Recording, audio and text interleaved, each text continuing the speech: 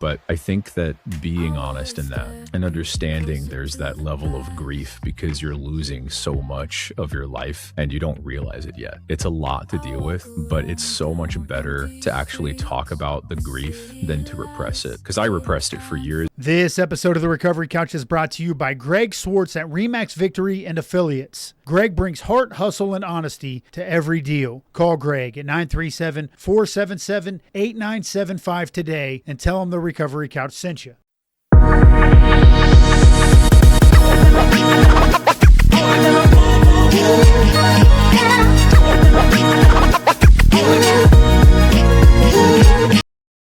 Hey, what's up, everybody? Welcome back to The Recovery Couch, where we deliver unapologetic, real, faith-based stories and messages covered by the blood of Jesus.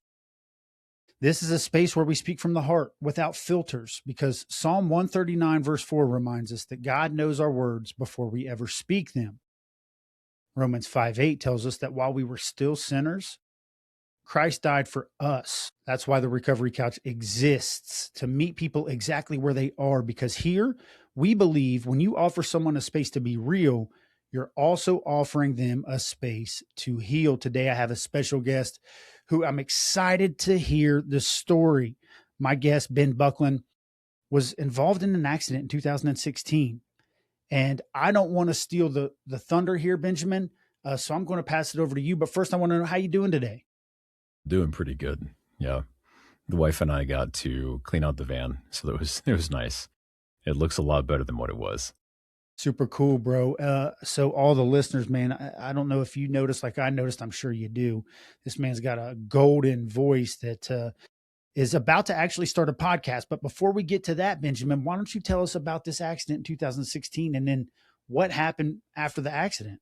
Yeah, absolutely. So the accident happened where a coworker and I were throwing away a cultured marble countertop, and we were throwing it away into a 7-foot dumpster. And as we were throwing it away, it got caught on the lip of the dumpster and it snapped.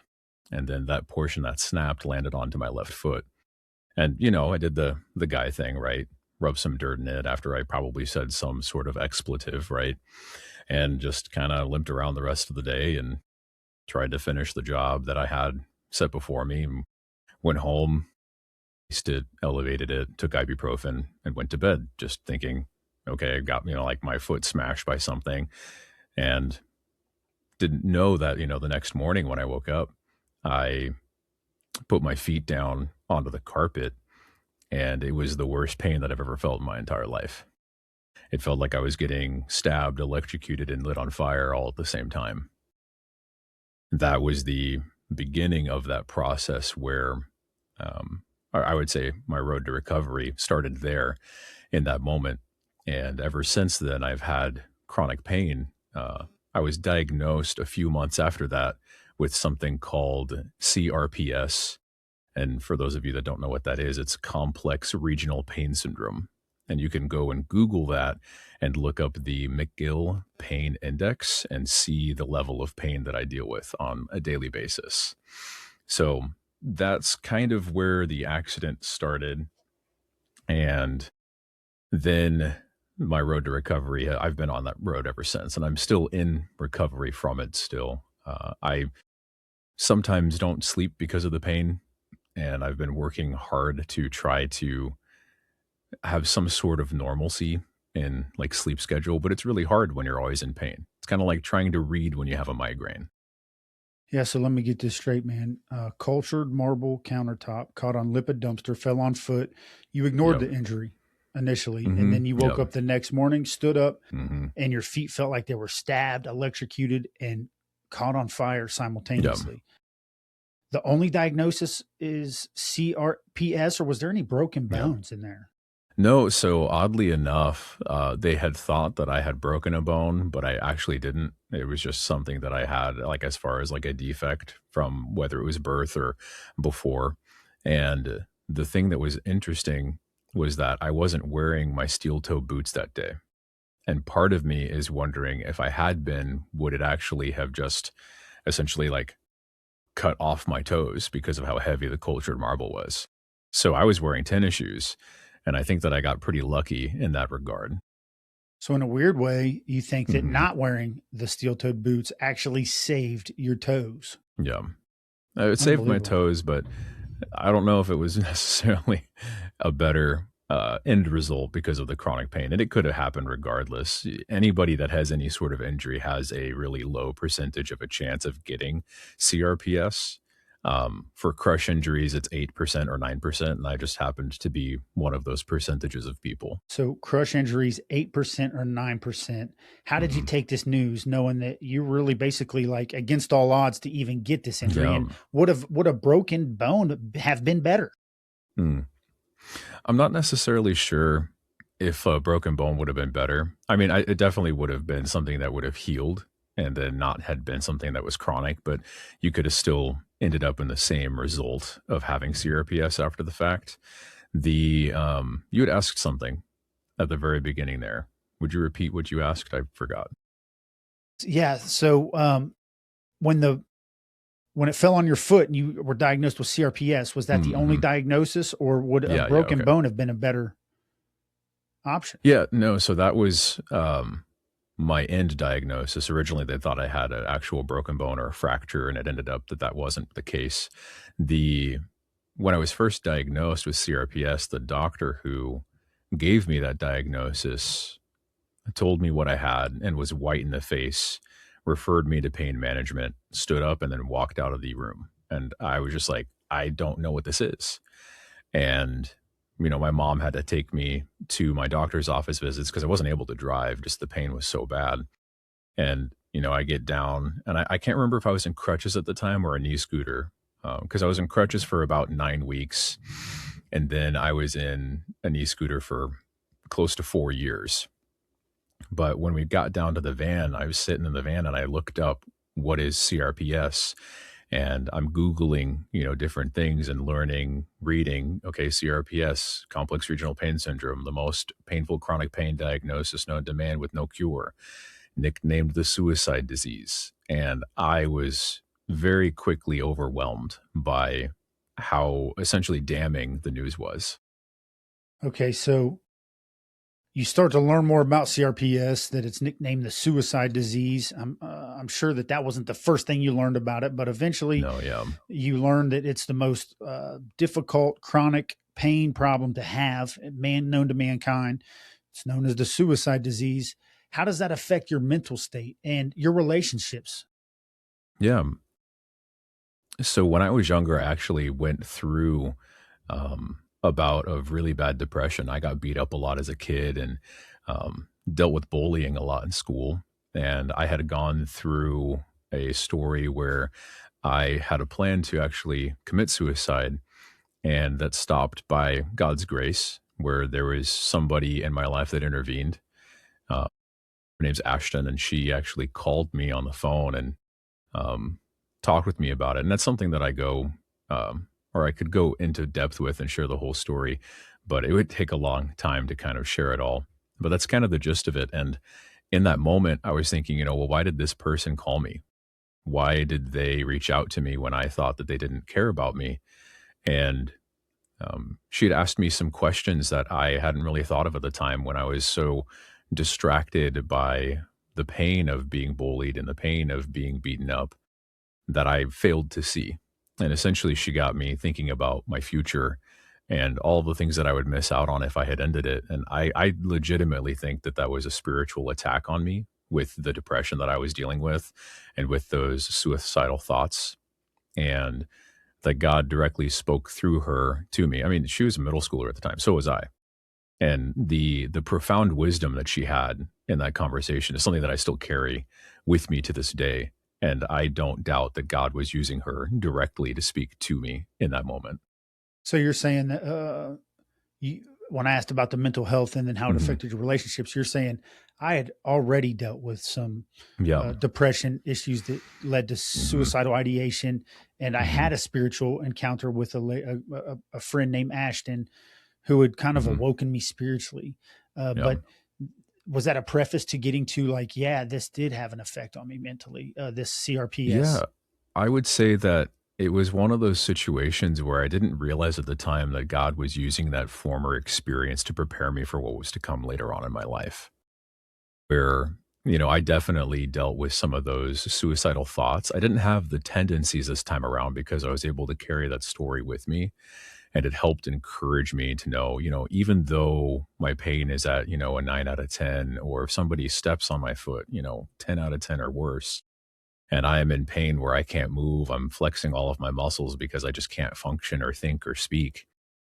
And even in that pain, I would rather deal with that pain than end it all, because I know that there's stuff in my future that I can still look forward to, right? And at the time, I didn't have kids. Now I do have kids. And that's something that I have um, been able to experience the joy of, right? Is my kids have brought laughter and joy into my family. That was something that I desperately needed. And I am able to now experience those things. And then looking forward ahead in my life, I get to experience, when they, grow up and get married and have kids of their own and become a grandparent. Like, I'm excited for those things. But I would say too I would say sprinkled in there too, there was a lot of generosity from other people in my life that then gave me the generosity that I should have had all along with God. Where um, I think I was in a coffee shop one day, and somebody, asked me, "How are you doing?" And I just kind of shrugged it off, like, "I'm fine. How are you?" Just being, polite back and asking the same question. And they said, "Well, God woke me up this morning. I'm doing really good." And was just grateful for the fact that God woke them up. And it kind of made me realize I don't think that I've ever thanked God for waking me up. So I started doing that on a daily basis.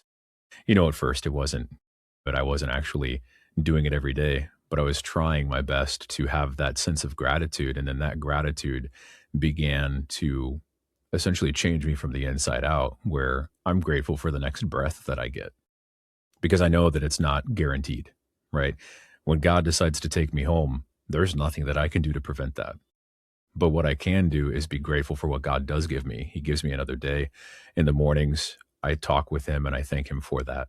And I thank him for all of the blessings that he gives me, because I'm significantly blessed, even in my great pain.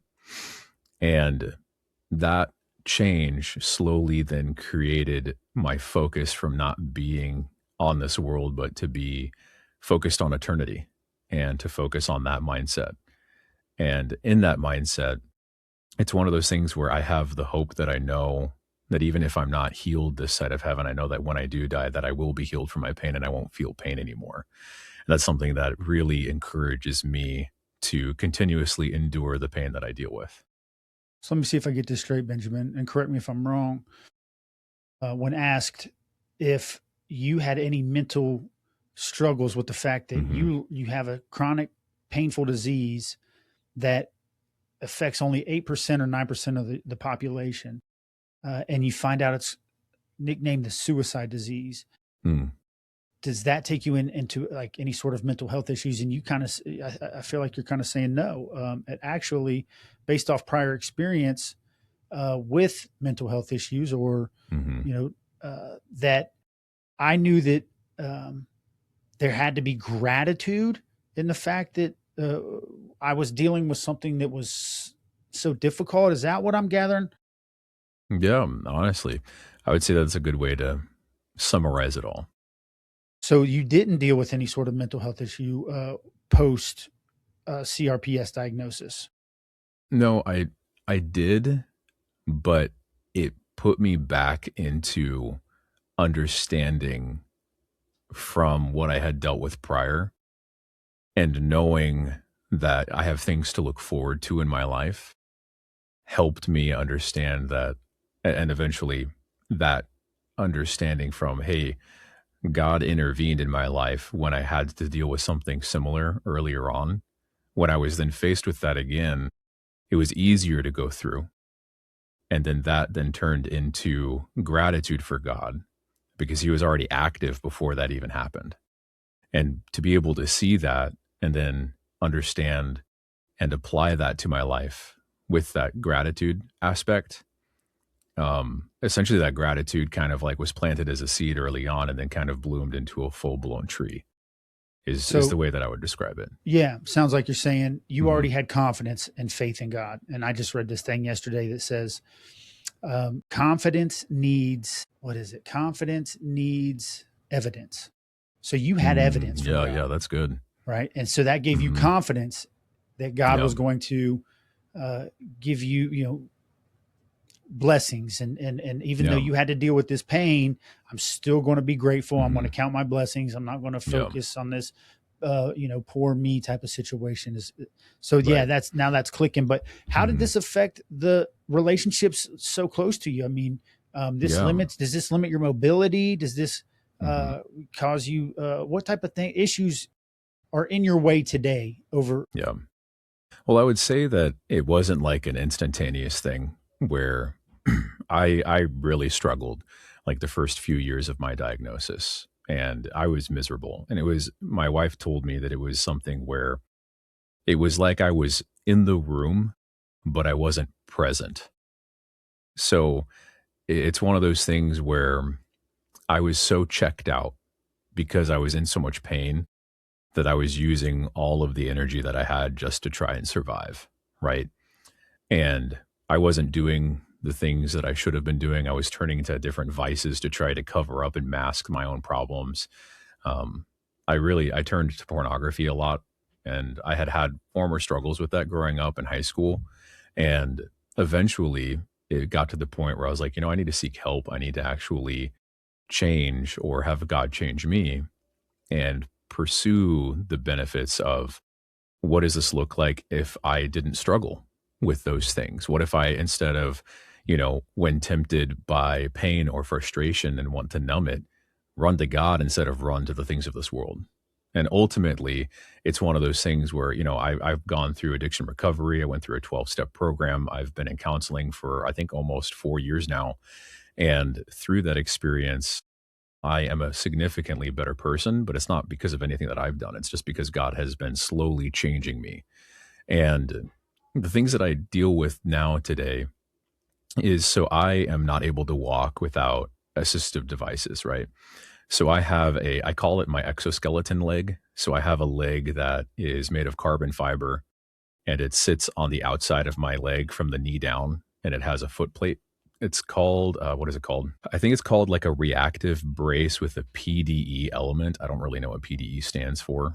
Um, but then the other side of that is I also have, um, like, I can't walk without it on. So when I have it on, I'm able to actually walk, I'd say semi normally. And the way that it works is it removes the pressure from the ball of my foot and then moves it to my shin bone. So I'm able to actually move over it because I still have CRPS on the ball of my left foot. It used to be the whole foot was affected. And then after, I think it was like 3 or 4 years of desensitization therapy and aqua therapy and physical therapy, it regressed to just the ball of my foot. So I still deal with, pain every day. The more that I use it, the more that it hurts. The more that it hurt, the less that I want to do anything or move. And with all of that, I'd say like the most difficult part is how it negatively impacts my sleep. Is because whenever I am in a lot of pain, it's really hard to be able to calm down from it, right? And all I want to do is rest and sleep. But when my foot hurts so much, I'm just kind of like, okay, now what do I do? And I have a device called an H wave unit. Have you ever used a TENS unit before? yeah, yes sir. Yeah. So TENS unit is either like all the way on or all the way off as far as the waveform. With a H wave unit, it peaks and then drops down on an arc. And what that does is essentially it will pulsate the muscles to then bring in new blood flow, reduce atrophy, and then it promotes healing. And there's a high version of that that brings numbing into the situation. So essentially, you turn on the high frequency of that, and then that high frequency, you'll feel like a buzzing sensation or like a mild, like static electricity shock. And you turn it up until you just feel it, until you can't feel it. And then you turn it up a little bit more until you can just feel it, until you can't feel it. And you just repeat that cycle. So you'll start at maybe like a 2 out of 10 on the device, and you'll maybe get up to like a 7 or an 8 out of 10. Well, when I do that, it cuts my pain by 50%. And to me, that's amazing because they tried to get me to take fentanyl and morphine, and codeine wasn't even touching it as far as my pain is concerned. And I was like, I don't want to do fentanyl or morphine. I have an addictive personality. That just wouldn't be a good route. So that's I deal with those things, and there's probably other things that I deal with that I'm more like numb to, that I don't really like think off the top of my head. But like my leg will sweat randomly. It's super weird, or it'll turn like a dark scarlet color or like a red color, and it's just because there's reduced blood flow to the area, just because of the diagnosis that I have. So there's weird like nuanced things like that. This episode of the Recovery Couch is brought to you by JB Davis at South Dayton Toyota. For integrity, service, and unbeatable deals, call JB and his team at 513-267-5225 and tell them the Recovery Couch sent you. Yeah. So, and how is this affecting like personal relationships? You know, have you ever been in a situation where you're like, I want to help you out, but I can't. And now I'm worried that you're thinking I'm just making an excuse because the task is tough. Does that ever happen? Yeah, I would say really early on, I became like a recluse. I was like a shut-in, and I was that way probably for 5 years. Once I started, once I got my leg and started walking again and really trying to prevent from being couch-ridden and bedridden for, multiple years. I don't ever want to be in that situation again. I, started expanding out and developing relationships with people. And it's kind of hard for me to have, I'd say, like in-person friendships because I'm not able to do what a lot of other people can do. They're like, hey, I want to go play racquetball. I'm like, okay, I can't play racquetball, those kinds of things. Or, hey, let's go play pickleball. And I can't. Or sand volleyball. So I have to then look into specific things that I can do or am able to do that don't agitate my leg so much that puts me into a lot of pain. But because of my past experience in construction, I have a lot of the know-how of how to do things. And I really love helping people with their home improvement projects, right? So like I had a buddy of mine who was redoing his shower, and I actually did tile in high school. And I was like, hey, I can come and help you. Well, I'm sitting in his bathroom helping him and trying to lean over forward with my leg on. My leg doesn't collapse. So like the ankle area is stuck at 90 degrees, and I couldn't fit my leg into the tub and lean forward at the same time. So I had to take my leg off and then tuck my leg behind my other leg to start doing that. And then it was like a day or two later where my pain was through the roof. And I was just like, I have to be a little bit more careful with how much I help other people, because I don't want to help other people for the sake of then not being available for my own family. And that was something that I had to learn too, because I desperately like helping other people. And I feel like that's more of like a ministry side where I have this experience, I have this knowledge. If I could help somebody save money, why wouldn't I? And if I can come alongside them and even teach them how to do it or show them how to do it, that's great, because I want to help them so they don't spend that money. And then it's a great way to then have like relationship building with other people.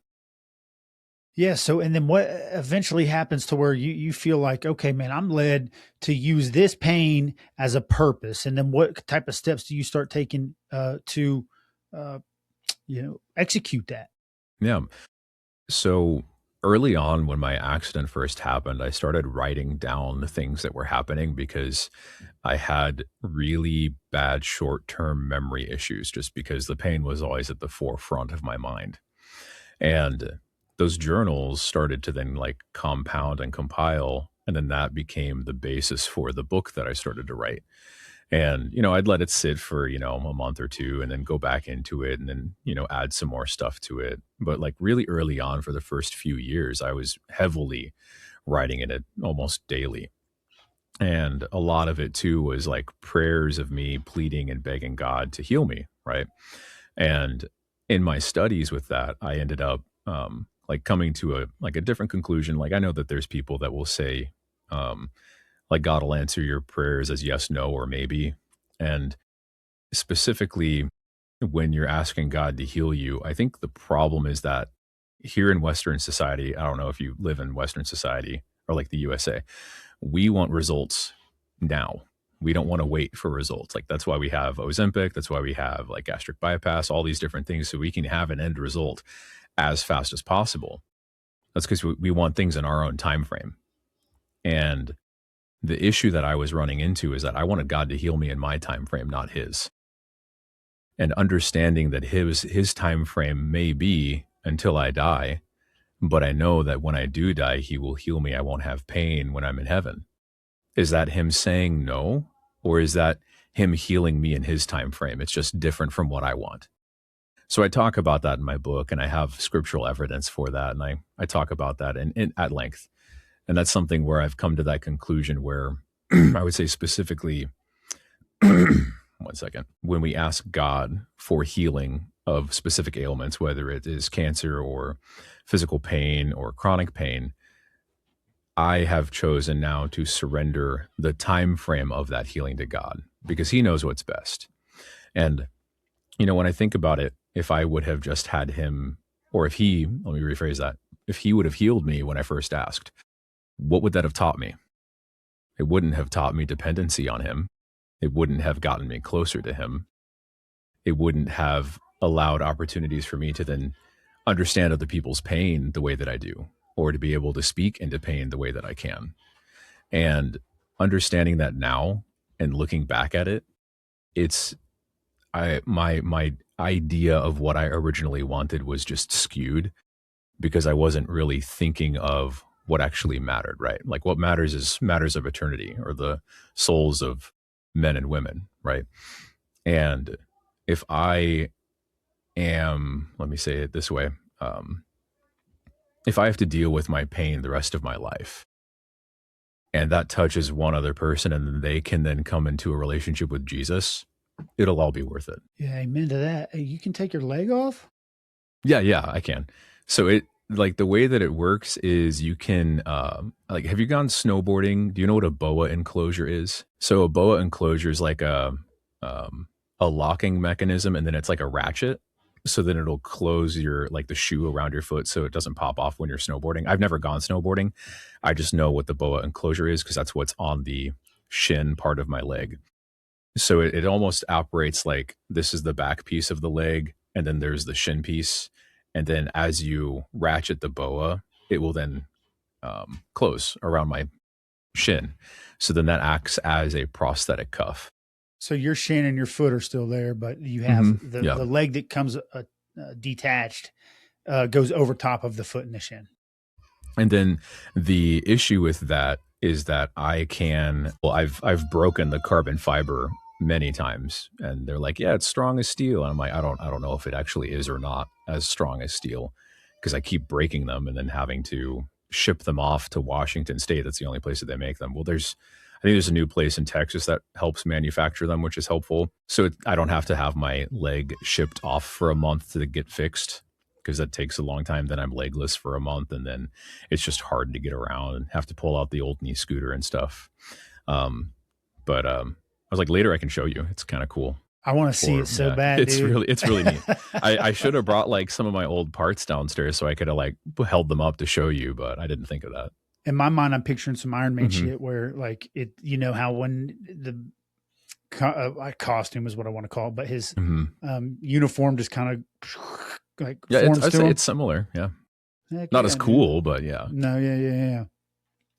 So cool, man. So I love, Benjamin, just how settled your heart is on understanding God is using my pain for a bigger purpose, that God has allowed me to go through some suffering in order to be able to testify that suffering is a part of my relationship with him.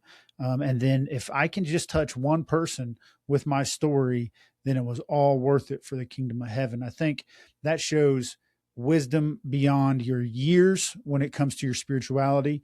And I'm just super duper commend you for that, brother. Let's do this here, man. Let's end with, I'm going to ask you a question. Let's say there's somebody who just dealt with an injury, serious injury, very recent, still in the hospital. And they're getting news similar to the news you got. This is CRPS. It's going to really affect you from this point forward. You're going to have severe pain. It's going to limit your ability to do normal everyday things. What would you give them as far as words of encouragement? This is day one. They just woke up. Yeah. The doctor's telling them that. I think the best way forward would be to be as honest about how difficult the road ahead is, right? For too many years, I downplayed how bad like my pain was because I didn't want to bring other people down with me. And it was almost like like I would say, I've repressed some of the negativity of how bad it really was, and I didn't actually talk about how difficult it is.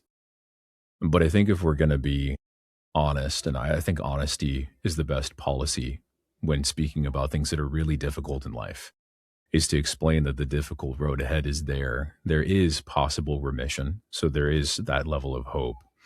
But I would suggest that the best way forward is to live life in light of eternity, right? Where I remember when I first talked to my dad about it, when I realized that what I had wasn't going to just go away. And the longer that you have CRPS, from my understanding of what I've written in medical articles and journals from like the CDC, the NIH, Johns Hopkins, and stuff like that, is that the longer you have it, the less likelihood that it will go into remission. And as I think about this, I told my dad that, and I said, it was like I got a cancer diagnosis without the "you're gonna die" part. But I wish that I would have been given the "you're gonna die" part, because then I would know when my pain would end. And my dad had cancer when I was in the third grade. He's a cancer survivor. And it was a hard conversation to have with him. But I think that being honest in that and understanding there's that level of grief because you're losing so much of your life and you don't realize it yet. It's a lot to deal with, but it's so much better to actually talk about the grief than to repress it. Because I repressed it for years and didn't realize that that was my actual problem, right? As I had lost the ability to then go and play with my kids, like to go run and play ball with them or play football or baseball or basketball, right? To be able to help them ride their bike for the first time and run behind them and let go and then have them go for it and not have, training wheels, right? Like there's things that I've understood that I've had to realize that I cannot do. But just because I can't do all of those things doesn't mean that my life is bad, right? Like God has blessed me with things that I've never realized that I took for granted, right? Like having healthy children or having a wife that stayed with me when she had an opportunity, or actually I gave her the opportunity to leave me and she said no. And understanding that there are different situations in my life that this has placed me in to be able to speak into those areas and to essentially say, look, regardless of how bad my pain is, God is still good. And to share that with other people, I think is very powerful. But it's not powerful because I'm over here white knuckling it through it. I'm over here relying on the grace of God and the strength of God to give me the endurance every single day to be able to say that to people. Because there are days where I don't sleep. I'm got 3 hours of sleep, right? Or maybe 2 hours of sleep, and I'm, napping throughout the day. And I'm miserable on the inside, right? But I'll, still smile and say God is still good because I have that hope that I know that when I die, I will be healed. I won't deal with this pain anymore. And I want to live my life in a way that when I die and I meet God face to face, that he says, welcome, my good and faithful servant. Not, why didn't you talk about me more? Why didn't you speak about me more? And that's just kind of where my end goal is in all of this. And I would almost share that with that individual, is to say, there is a very specific calling God places on all of us, right? And I don't know what their calling would be, but it is entirely possible that God does heal you and you're able to share that story. But it's also possible that God's plan for you is to endure this until the end and still proclaim God's goodness in spite of it. Amen, Benjamin. Yeah, you are so wise beyond your years when it comes to understanding this spiritual walk. And I commend you for that. And I also want to thank you for your bravery coming on the show Yeah, thank and you. sharing your experience and your strength and your hope. I want to also thank all the listeners for spending time with us today on the Recovery Couch. If today's conversation encouraged you, share this episode with someone who might need it, and make sure that you subscribe so you don't miss what's next. If you want to go deeper into the journey of recovery, check out my book, Step 4 Journey Through Addiction, available wherever books are sold. And if you believe in the power of recovery stories, consider supporting the work that we're doing through the Recovery Foundation. It's called True Story Recovery Foundation, where we're helping bring hope, healing, and recovery resources to the community. Special thanks to our sponsors and supporters who help make these conversations possible. Special thanks to our guest, Benjamin. Thank you very much for being on the show, Benjamin. Thank you for having me. My pleasure. Until next time, guys, remember, no matter how dark the road has been, your story isn't over. There is hope, there is healing, and with God, there's always a way forward. And you always have a seat right here on the Recovery Couch.